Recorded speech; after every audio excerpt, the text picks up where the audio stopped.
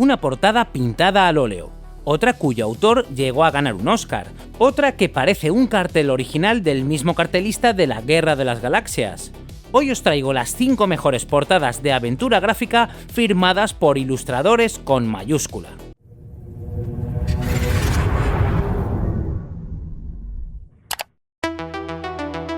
Antes de empezar, 2 avisos breves pero importantes. Primero, este top es totalmente personal y subjetivo. Las portadas que voy a enseñaros son mis favoritas, ordenadas según el peso que tienen para mí. No es ninguna verdad universal.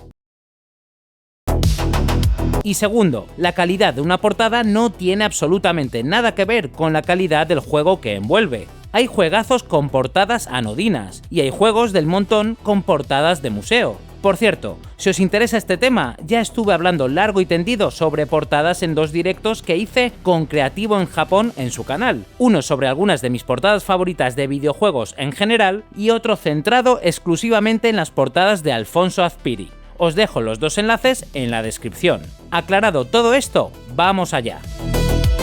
Top 5. Abrimos el top con un nombre absolutamente enorme del cómic contemporáneo. Dave McKean, ilustrador británico nacido en 1963, es la mano detrás de las portadas de Sandman entre 1989 y 1997. También es el autor de Arkham Asylum, esa novela gráfica de Batman escrita por Grant Morrison que inspiró directamente el videojuego Batman Arkham Asylum de 2009. Ha firmado más de 150 portadas de discos, Tori Amos, Counting Crows, Alice Cooper, dirigido la película de Mirror Mask y trabajó como concept artist en la saga de Harry Potter. Pues bien, en 1996 este señor firmó la portada de Synergist, una aventura point and click cyberpunk de Vicarious Visions, lanzada únicamente en Europa. ¿Y por qué entra en mi top? Porque la portada de Synergist es McKean en estado puro. Collage, fotografía manipulada, pintura, tipografía rota, capas y capas que se superponen. Esa textura sucia y onírica tan suya que reconoces a kilómetros. Es una portada que no parecía un videojuego de los 90, parecía una novela gráfica adulta, sofisticada, casi un objeto de arte. Y eso, en una época en la que el resto del mercado vendía cajas con renders pixelados o composiciones rápidas del equipo interno del estudio, era una declaración de intenciones brutal. Como curiosidad, cuando comencé a estudiar la carrera de Bellas Artes allá por 2005, estaba totalmente embaucado por el arte de McKean, y fue durante mucho tiempo una de mis fuentes de inspiración principales por aquella época. Top 4. Subimos al puesto número 4 con un peso pesado absoluto de este top, H.R. Giger, artista suizo nacido en 1940 y fallecido en 2014, que ganó el Oscar a los mejores efectos visuales en 1980 por Alien de Ridley Scott. Es el creador del xenomorfo. Firmó portadas de discos icónicas, como Brain Salad Surgery de Emerson, Lake and Palmer. Tiene un museo propio en Gruyère, Suiza, abierto desde 1998. Es, sin discusión, uno de los grandes nombres del surrealismo del siglo XX. ¿Cómo acaba un señor así pintando para una aventura gráfica? Pues con paciencia y mucho dinero. Hablamos de Cyberdreams, una pequeña editora americana fundada en 1990. Su estrategia para diferenciarse de los grandes era asociar cada uno de sus juegos a un artista o escritor de renombre, y para su debut absoluto, Darkseid, fueron directos a por Giger. Según el diseñador del juego, Mike Dawson, las negociaciones implicaron, cito textualmente, 2 viajes a Suiza, decenas de faxes y conferencias telefónicas. Al final le pagaron, también palabras suyas, un montón de pasta en efectivo. A cambio, Cyberdreams obtuvo acceso a la biblioteca personal de arte de Giger para construir el universo del juego. Y aquí está la clave de por qué la portada entra en mi top.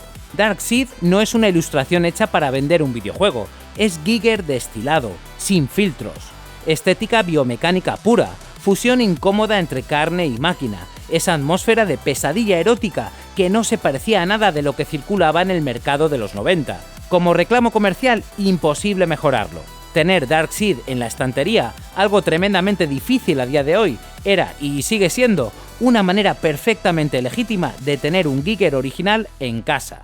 Existe una versión de la caja en relieve que es muy difícil ver ya en un estado aceptable, debido a su fragilidad. Por último, Giger también estuvo detrás de la portada de su segunda parte, pero no es ni de lejos tan icónica como la primera. Top 3. Y entramos en el podio. Steve Purcell es, sencillamente, el padre artístico de las portadas de LucasArts. Pintó la portada original de Zack McCracken en 1988, la de The Secret of Monkey Island en 1990, la de Monkey Island 2 en 1991, que muchos consideran la mejor portada de aventura gráfica jamás pintada.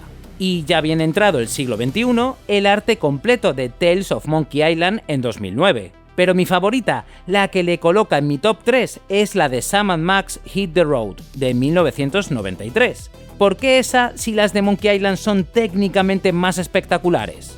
Primero, y esto es una opinión totalmente personal, porque las de Monkey Island, aun siendo increíbles, siguen un modelo de cartelería de cine o novela de aventuras clásicas, obviando el carácter verdaderamente cómico de la saga.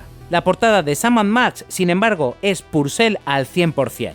Sam, el perro detective con gabardina, y Max, ese conejo psicópata con sonrisa imposible. Son personajes que el propio Purcell creó en 1987, como Comic Underground.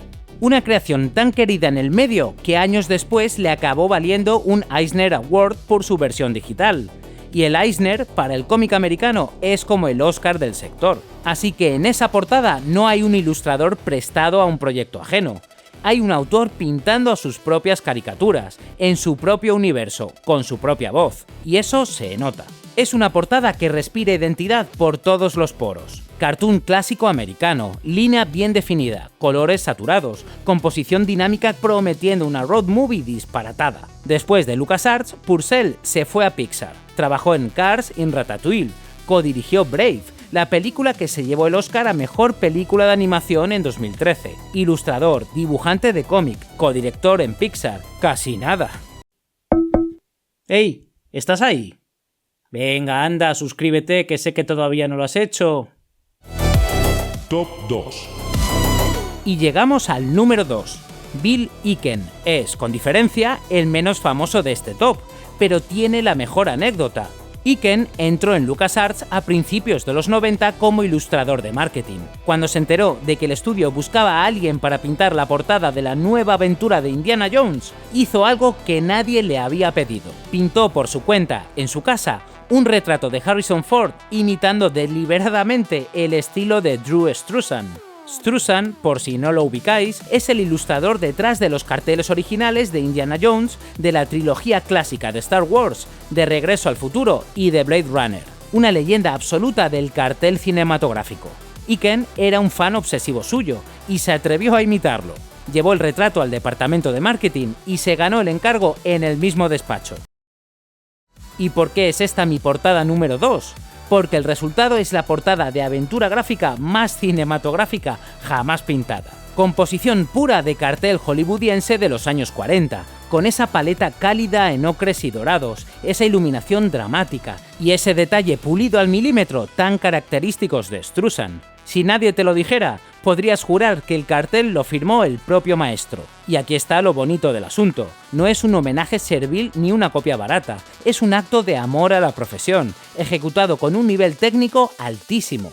Eichen siguió en LucasArts pintando fondos para The Dig, y años después se marchó con Bill Tiller a Autumn Moon Entertainment, donde firmaron juntos a Vampire Story. Pero esta portada, la de Indy y la Atlántida, es para mí su obra maestra. Top 1. Y llegamos al número 1, Josh Kirby, artista británico nacido en 1928 y fallecido en octubre de 2001.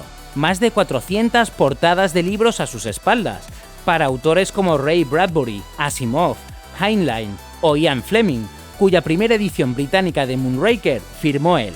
En cine firmó el cartel británico de El Retorno del Jedi, los de Krull y los de Beastmaster, todos ellos en 1983. E incluso pintó un cartel no utilizado para La vida de Brian de los Monty Python, inspirado directamente en la Torre de Babel de Bruegel. Pero su obra magna fue ilustrar el universo de Mundo Disco de Terry Pratchett. Desde 1983 hasta su muerte, Kirby firmó las portadas de prácticamente todos los libros de la saga. Definió visualmente cómo se veía ese universo absurdo lleno de magos torpes, tortugas cósmicas y una muerte con guadaña que habla siempre en mayúsculas. Cuando Psygnosis decidió adaptar el mundo disco al videojuego en 1995, no se les ocurrió contratar a un ilustrador nuevo, fueron directos a Kirby. ¿Por qué la portada del primer Discworld es mi número 1? Por la audaz de la composición, su dinamismo y perspectiva, y la personalidad de Kirby plasmada en ella al 100%. Es una imagen llena hasta los topes. La tortuga Grand Atuin, sosteniendo el disco sobre elefantes. Rincewind aterrorizado en algún rincón, y siempre la muerte de Pratchett asomando con su guadaña. Es una portada que te puedes pasar 10 minutos mirando sin parar de descubrir cosas nuevas. Influencia clarísima del Bosco y de Bruegel el Viejo, los grandes maestros del horror vacui. Pintura abigarrada, casi barroca, donde no hay ni un milímetro de espacio en blanco. Es, probablemente, la portada que más se acerca a contar el universo entero del juego antes incluso de que el jugador pulse play. Y por eso, mi número 1. También realizó las portadas de la segunda entrega y de Discworld Noir, igualmente tremendas, pero la del primer juego me parece con diferencia la más redonda y memorable de todas. Y hasta aquí este top 5 portadas de aventuras gráficas. 5 ilustradores enormes, 5 carátulas que en mi opinión merecen un sitio en cualquier conversación seria sobre el arte del videojuego. La buena noticia es que el mundo de las portadas de aventura gráfica tiene mucha más miga de la que cabe en 5 apartados. Así que ahora os toca a vosotros. Decidme en los comentarios cuáles son vuestras portadas favoritas de aventura gráfica. Quiero saber cuál os marcó, cuál os hizo entrar a una tienda y salir con el juego bajo el brazo casi sin pensarlo. Prometo leer todos los comentarios. Y no os olvidéis de echar un vistazo a los 2 directos con Creativo en Japón que tenéis enlazados en la descripción. Si te ha gustado el vídeo, dale al like, suscríbete si no lo haces ya y comparte este contenido con amigos y familiares. Nos vemos en el siguiente vídeo. Y recuerda, la solución está en los detalles.